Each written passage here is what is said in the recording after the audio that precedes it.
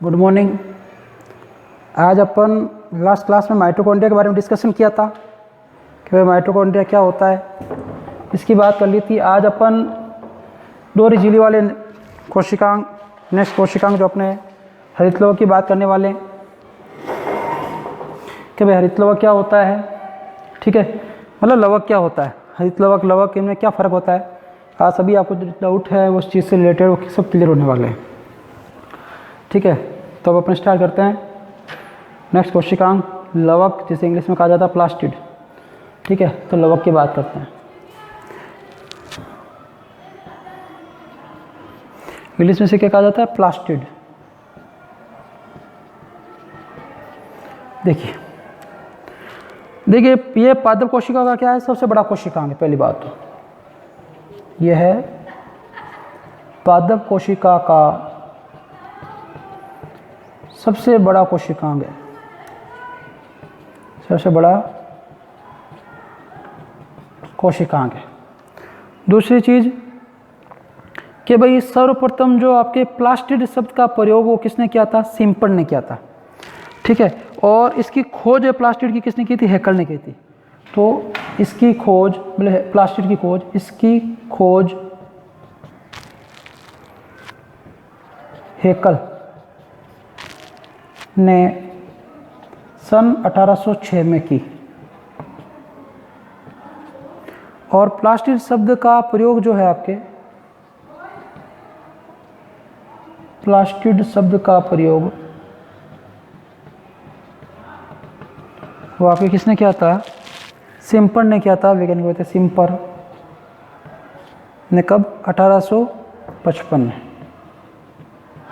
ठीक है, और सिम्पर के अनुसार जो लवक है 3 प्रकार के होते हैं। किसके अनुसार, सिम्पर के अकॉर्डिंग, कि सिम्पर के अनुसार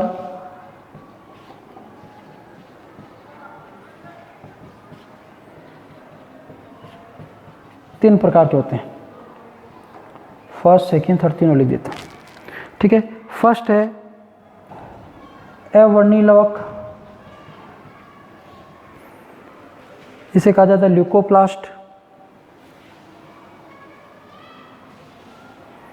ल्यूकोप्लास्ट। दूसरा है आपके वर्णी लवक। ठीक है, जिसे क्या कहा जाता है, क्रोमोप्लास्ट।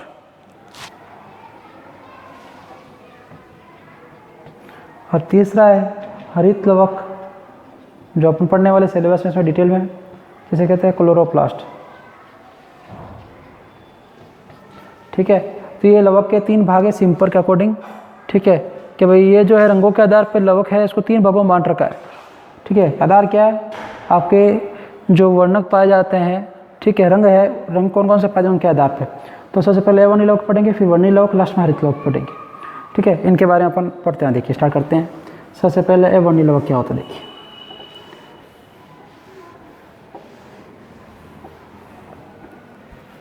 कि भाई अवर्णी लवक की बात करें, ठीक है, तो अवर्णी लवक जो होता है ये क्या होता है, देखिए सबसे पहले लिख देता हूँ। फर्स्ट अवर्णी लवक, इंग्लिश में लिखने की जरूरत नहीं, बार बार लिख दिया एक बार मैंने आपको समझने के लिए। कि लवक क्या होते हैं, रंगहीन होते हैं। ये लवक रंगहीन होते हैं। ठीक है, और उन कोशिकाओं में पाए जाते हैं जहाँ प्रकाश नहीं पहुँचता। यह उन कोशिकाओं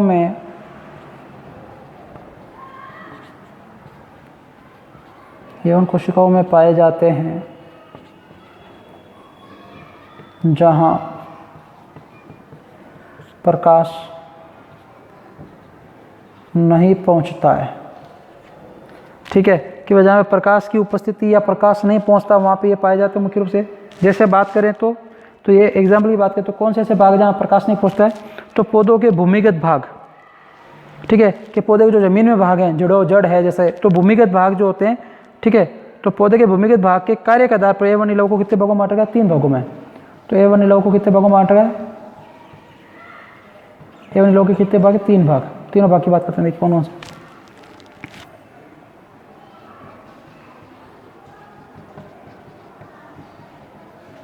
एमाइलोप्लास्ट, दूसरा है आपके एलियोप्लास्ट,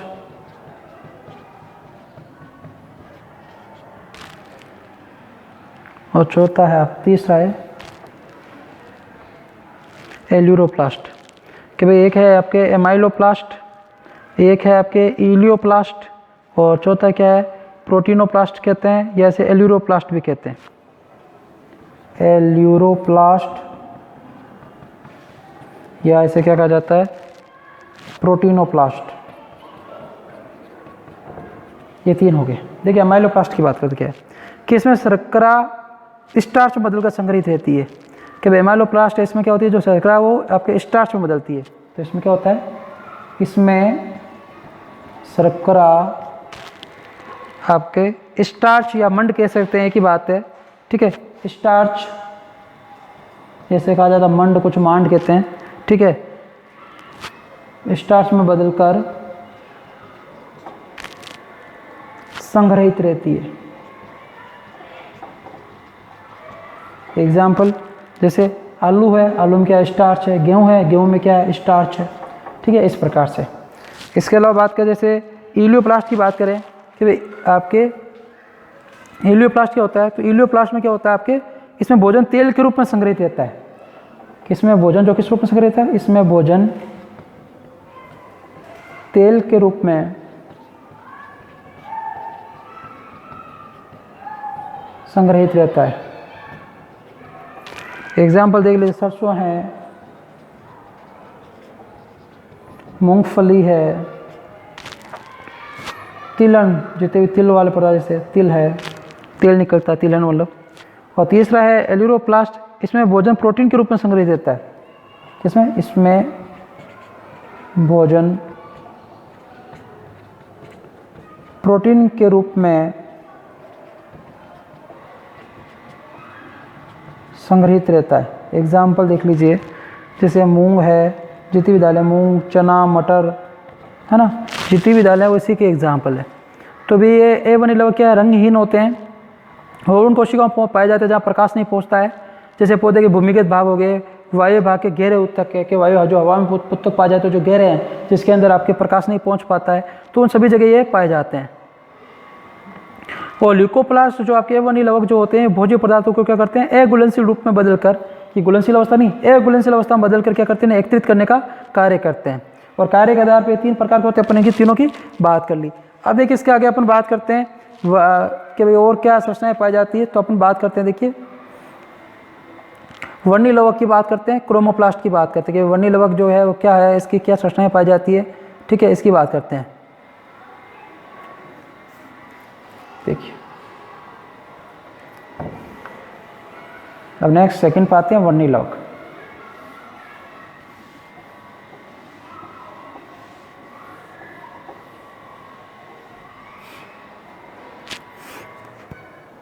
दूसरा कौन सा है, वर्णी लवक, जिसे अपन क्या कहते हैं क्रोमोप्लास्ट। देखिए क्या होता है वर्णी लवक, कि ये लवक जो है रंगीन होते हैं, कलरफुल होते हैं, ठीक है, कैसे होते हैं, रंगीन, रंगहीन ही रंगीन, रंगीन लवक है, कलरफुल है, ठीक है। और ये किस रंग के हो सकते हैं, तो ये लाल, पीले, नीले, हरे इस रंग के हो सकते हैं। तो ये लाल, पीले या नारंगी, ठीक है, के रंग के होते हैं। और इन्हीं के कारण विभिन्न प्रकार के पौधों में रंग बनते हैं, कि भाई इन्हीं की वजह से क्या होते हैं, जो अलग अलग पादप होते हैं उनमें क्या होते हैं, रंग बनते हैं, ठीक है। तो भाई इन्हीं के कारण पादपों में विभिन्न प्रकार के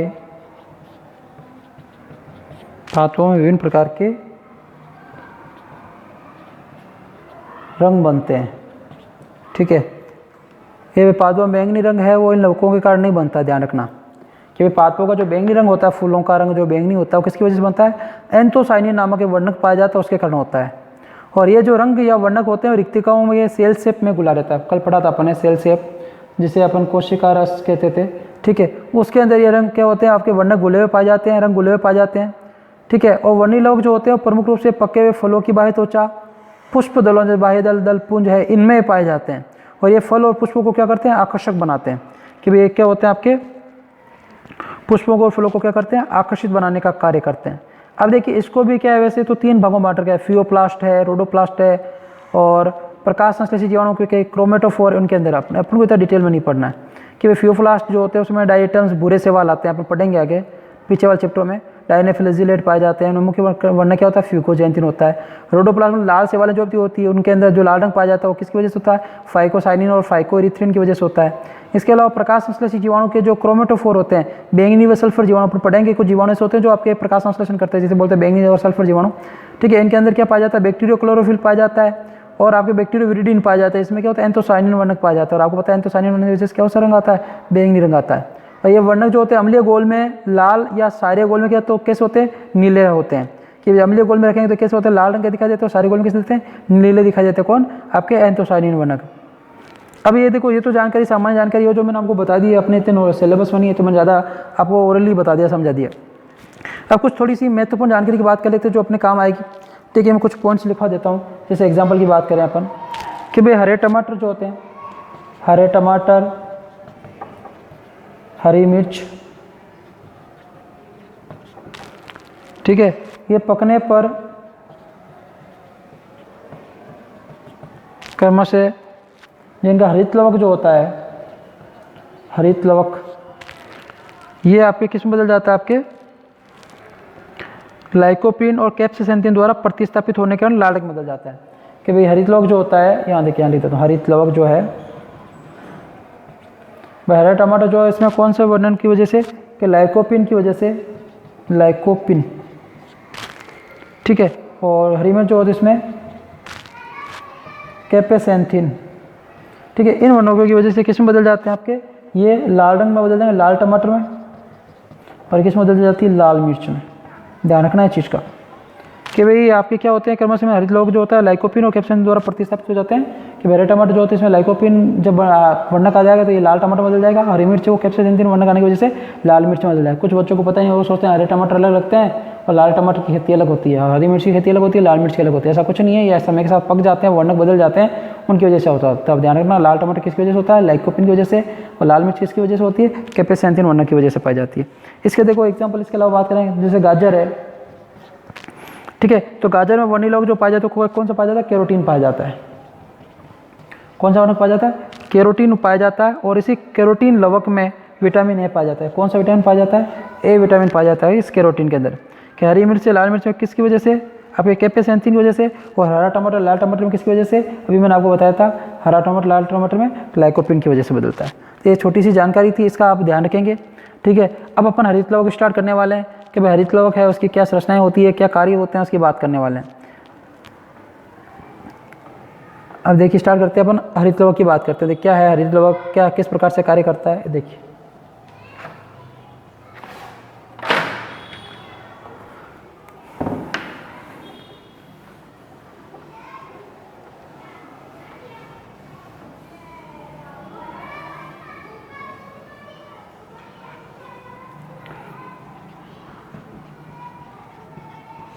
हरित लवक की एक इकाई या मुख्य वर्णक को क्या कहते हैं, क्लोरोफिल कहते हैं। ध्यान रखेंगे आप, हरित लवक या इसे क्या कहा जाता है आपके, क्लोरोप्लास्ट।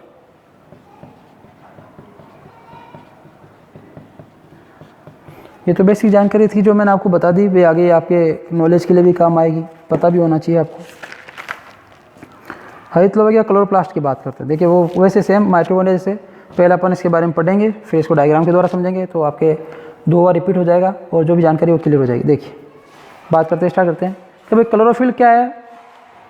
क्लोरोफिल, ये क्लोरोफिल युक्त विशेष प्रकार के क्या होते हैं, हरे लवक होते हैं। कैसे होते हैं, हरे लवक होते हैं। किसकी वजह से, क्लोरोफिल की वजह से। इसकी क्या कहते हैं, क्लोरोफिल है ना, पर्णरीति की। और इनमें प्रकाश संश्लेषण की अभिक्रिया संपन्न होती है, मतलब प्रकाश संश्लेषण अभिक्रिया संपन्न होती है। प्रकाश संश्लेषण अभिक्रिया संपन्न होती है। पादप जो प्रकाश संश्लेषण अभिक्रिया करते हैं उसी में संपन्न होती है। हरित लवक नहीं होता तो प्रकाश संश्लेषण की अभिक्रिया नहीं होती, और प्रकाश संश्लेषण अभिक्रिया नहीं तो पादप अपना भोजन नहीं बनाते, और पादप भोजन नहीं बनाते, अपन को भोजन नहीं मिलता। तो हरित लवक जो है इसमें क्या पाया जाता है, पण मध्य उत्तक कोशिका में अधिक पाए जाते हैं। क्या हरित लवक जो होता है वो पण मध्य उत्तक जो होता है उस कोशिका में क्या पाए जाते हैं, अधिक पाए जाते हैं। 2 प्रकार की कोशिकाएं पाई जाती है, एक तो पण मध्योतक,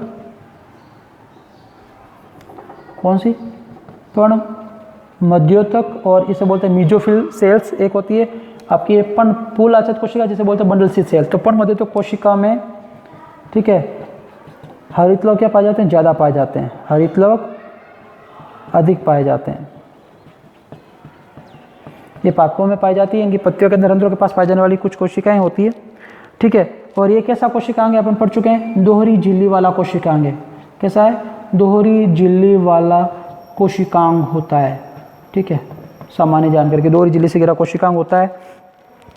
और दोनों कोशिकाओं, दोनों झिल्लियों के बीच का जो अवकाश उसे क्या बोलते हैं, पेरीप्लास्टिड अवकाश, पेरीप्लास्टिड अवकाश कहा जाता है। दोनों झिल्लियों के मध्य जो अवकाश पाया जाता है उसे क्या कहते हैं, पेरीप्लास्टिड अवकाश कहते हैं। किसके मध्य, दोनों झिल्लियों के मध्य जो अवकाश है उसे क्या कहते हैं, पेरीप्लास्टिड अवकाश कहा जाता है। और इसमें जो द्रव भरा होता है उसे क्या कहते हैं, इसमें लिक्विड जो पाए उसे पेरीप्लास्टिड द्रव्य कहेंगे। उसके आगे बात करें कि आंतरिक झिल्ली के केंद्रीय भाग में उपस्थित द्रव्य को क्या कहते हैं, कि भाई अंदर वाली झिल्ली, जैसे ये अंदर झिल्ली है, इसमें जैसे द्रव्य पाया जाता है, ठीक है, उसे क्या कहा जाता है, आपके स्ट्रोमा, क्या कहते हैं, स्ट्रोमा कहा जाता है।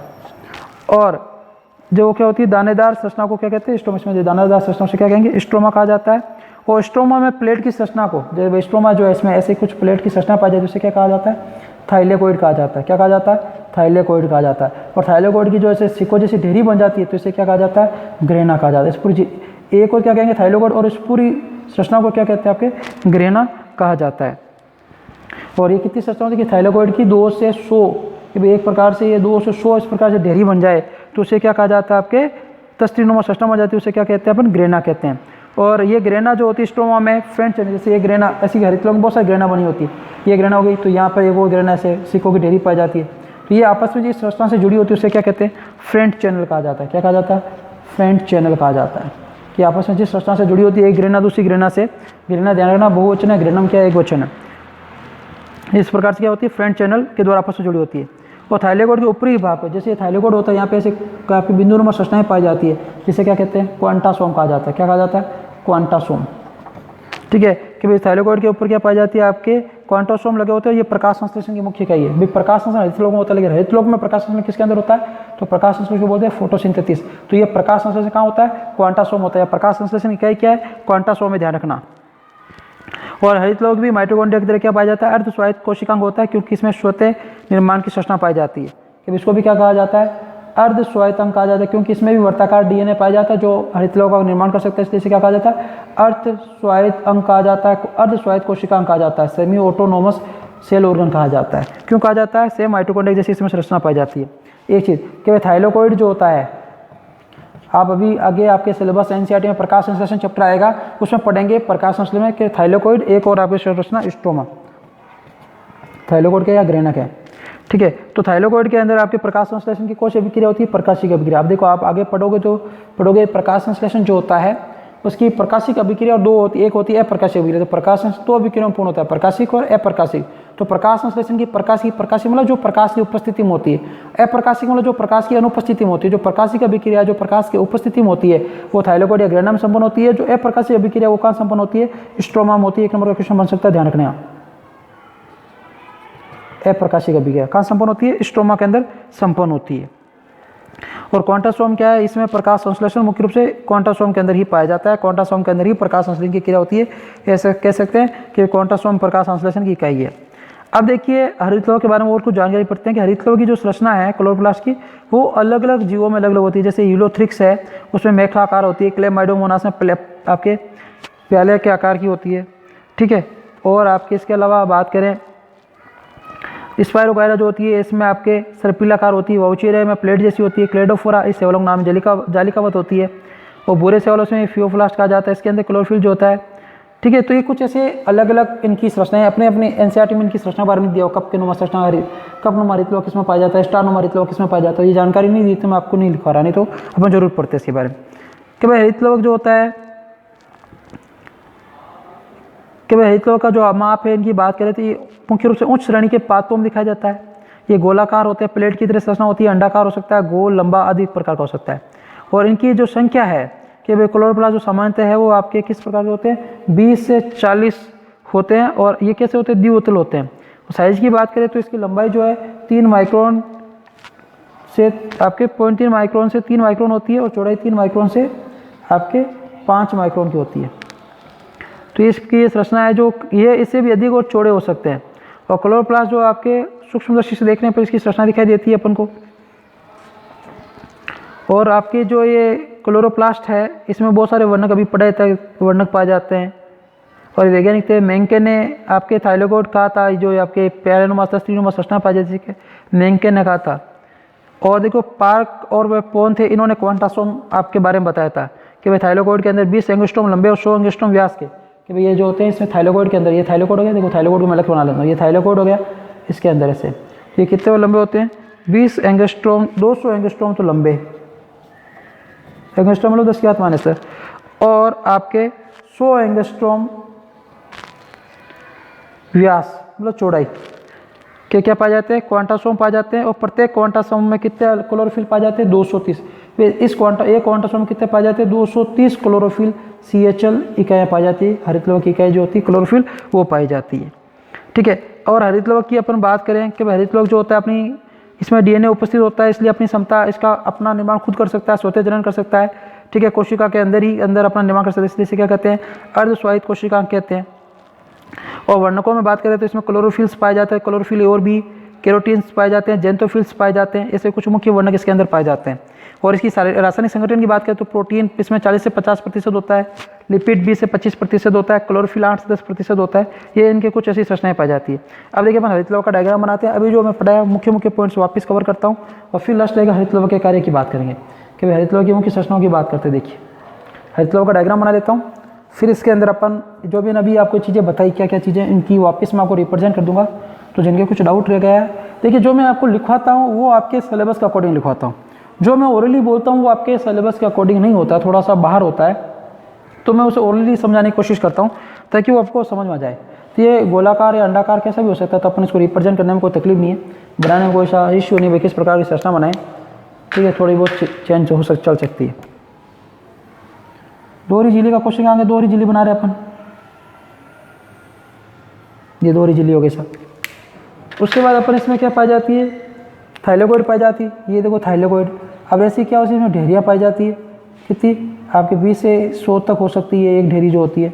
इसे अपन सिक्कों की ढेरी जैसे सिक्के रखते हैं ना ऊपर एक साइज़ के सिक्के, ठीक है, तो ऐसे ढेरी बनती है। तो इसे क्या बोलते हैं, पूरी ढेरी को बोलते हैं ग्रेना, और एक को क्या बोलते हैं थाइलेकोइड कहा जाता है। तो मैं बना लेता हूँ इसको, ढेरियों को 3-4 बना लेता हूँ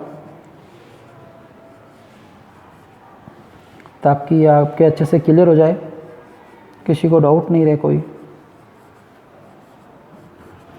ये हो गई सामान्य जानकारी, ठीक है। और इसमें अंदर कणनुमा आपके क्या पाए जाते हैं, स्ट्रोमा पाए जाते हैं, कणदार पदार्थ जो पाए जाते हैं।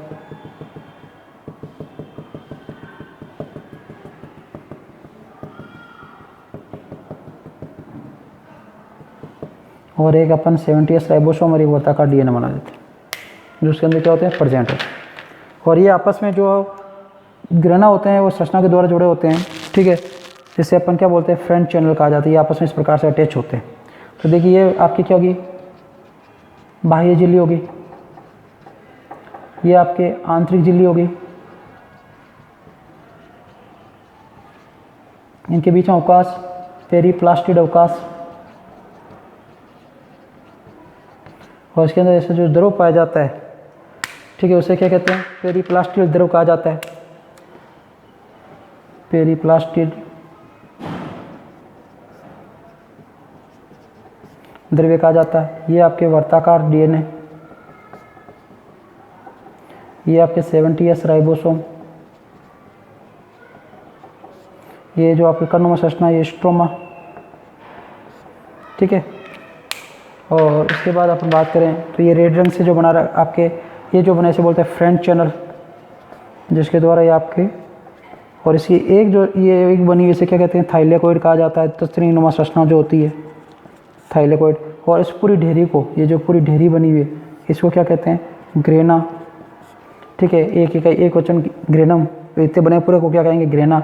और थाइलेकोइड की झिल्ली पर ऐसे कणनुमा संरचनाएं पाई जाती है जो 200 एंगस्ट्रॉम तो आपकी लंबी होती है और 100 एंगस्ट्रॉम इसका व्यास पाए, जैसे क्या कहते हैं क्वांटासोम कहा जाता है। एक क्वांटासोम के अंदर 230 क्लोरोफिल अणु पाए जाते हैं, ठीक है। ये आपकी मुख्य जानकारी हो गई, क्लोरोफिल के अंदर क्या क्या चीज़ें पाई जाती है, कौन सी संरचनाएं पाई जाती है, ठीक है। स्ट्रोमा जो क्या दानेदार संरचना जो है, दानेदार, डायग्राम क्या हो गया, चित्र किसका हो गया कि ये आपके हरित लवक का आंतरिक संरचना, हरित लवक की आंतरिक संरचना। आपने पढ़ा था थाइलेकोइड के अंदर, ठीक है, या ग्रेना के अंदर आपके कौन सी अभिक्रिया होती है, प्रकाशिक अभिक्रिया होती है, प्रकाश संश्लेषण की प्रकाशिक अभिक्रिया, ठीक है। और आपके स्ट्रोमा के अंदर अप्रकाशिक अभिक्रिया होती है, प्रकाश संश्लेषण की अप्रकाशिक अभिक्रिया। क्वांटासोम जो है इसमें प्रकाश संश्लेषण की इकाई कहा जाता है क्योंकि इसमें प्रकाश संश्लेषण होता है, क्योंकि क्लोरोफिल पाए जाते हैं 230। इसके अलावा दोनों के बीच में अवकाश पाया जाता है, ये अपना निर्माण खुद कर सकता है, क्यों, अतिरिक्त वर्ता का डीएनए पाया जाता है, इसलिए कोशिका के अंदर ही हरित लवक अपना निर्माण कर लेता है, इसलिए इसे क्या कहा जाता है, अर्धस्वायत्त कोशिकांग भी कहते हैं, बात कर ली थी, अर्धस्वायत्त कोशिकांग, ठीक है। और आपने पढ़ा था एक ये जो आपकी तस्वीरों में संरचना पाई जाती है, ठीक है, जो आपके इस तस्वीरों में संरचना को क्या कहते हैं, थाइलेकोइड। जब ये एक के ऊपर एक कम से कम आपके 2 से 100 तक, कितनी 2 से 100 तक इकट्ठी हो जाती है, इससे क्या कह देते हैं, ग्रेना कहा जाता है। इस दोनों के मध्य द्रव पाया जाता है उसे पेरिप्लास्टिक द्रव कहते हैं। ये बाहरी झिल्ली, आंतरिक झिल्ली, मध्य झिल्ली, जो मध्य अवकाश पाया जाता है उसे पेरिप्लास्टिक अवकाश कहा जाता है। और जो आपकी ग्रेना और आपके जो आपस में जुड़ी होती है, किसके द्वारा जुड़ी होती है, आपके फ्रंट चैनल के द्वारा आपस में जुड़ी पाई जाती है। और अभी बात कर ली थाइलेकोइड के ऊपर छोटी छोटी कणों में संरचना पाई जाती है, उसे क्या कहते हैं, क्वांटासोम कहा जाता है। अब अपन प्रकाश हरित लवक के कार्य पढ़ लेते हैं कि हरित लवक क्या क्या कार्य करता है, इसकी बात करते हैं। देखिए कि हरित लवक के कार्य की बात करें तो इसमें देखिए अभी बात की थी, हरित लवक के अंदर प्रकाश संश्लेषण अभिक्रिया संपन्न होती है, अभी बात की थी प्रकाशिक अभिक्रिया संपन्न होती है। इसके अलावा कि इसके अंदर प्रकाश ऊर्जा को किसमें, रासायनिक ऊर्जा में बदला जाता है। आपको पता है प्रकाश संश्लेषण की अभिक्रिया होती है तो इसमें क्या होता है, जो CO2 है उस CO2 से क्या बनता है, ग्लूकोज बनता है, C6H12O6, ठीक है। तो ये क्या है, किसकी उपस्थित होता है, ये प्रकाश की उपस्थित होता है। ये प्रकाशिक ऊर्जा को किसमें बदलते हैं, रासायनिक ऊर्जा, केमिकल है, रासायनिक पदार्थ है, ठीक है। तो ये प्रकाश ऊर्जा को क्या करते हैं, रासायनिक ऊर्जा में बदलने का कार्य करते हैं।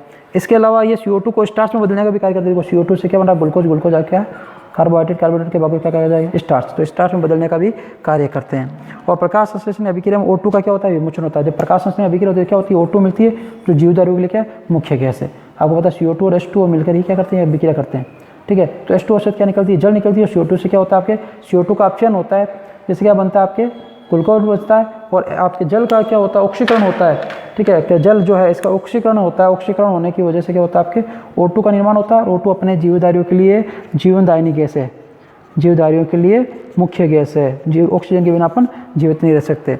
इस प्रकार से ये आपके हरित लवक है वो बहुत ही महत्वपूर्ण होता है। इसके अलावा देखिए हरित लवक की बात होगी, पर्णहरित जो आपके लिए बहुत जरूरी है। और ये क्या करता है, अल्प मात्रा में ATP के निर्माण में भी क्या करता है, भूमिका निभाता है, कि ATP के फॉर्मेशन में भी क्या करता है, थोड़ी बहुत इनकी भूमिका होती है।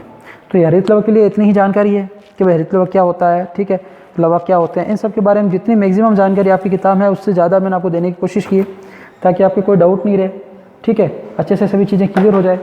तो आज के लिए अपन इसमें इतना ही पढ़ेंगे। बाकी जो है नेक्स्ट क्लास में अपन नेक्स्ट कोशिकांग की बात करेंगे। अभी ज़्यादा कोशिकांग बाकी नहीं रहे, थोड़े बहुत कोशिकांग बाकी रहे, उनकी बात अपन करेंगे बाकी नेक्स्ट क्लास के अंदर। तो आज के लिए इतना ही, बहुत बहुत धन्यवाद।